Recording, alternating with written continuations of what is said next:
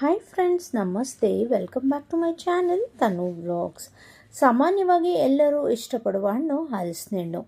ಕೆಲವೊಮ್ಮೆ ಹಲಸಿನ ಹಣ್ಣು ಹೆಚ್ಚಾಗಿದೆ ಅನಿಸಿದಾಗ ಈ ರೀತಿ ನೀವು ಟ್ರೈ ಮಾಡಿ.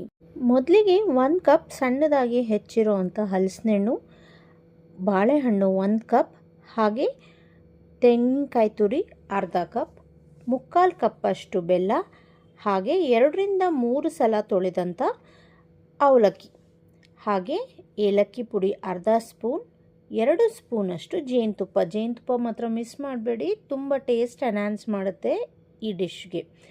ಅದಾದಮೇಲೆ ಚೆನ್ನಾಗಿ ಮಿಕ್ಸ್ ಮಾಡಿದ್ರೆ ರುಚಿಯಾದ ಹಲಸಿನ ಹಣ್ಣಿನ ರಸಾಯನ ರೆಡಿ ಆಗುತ್ತೆ.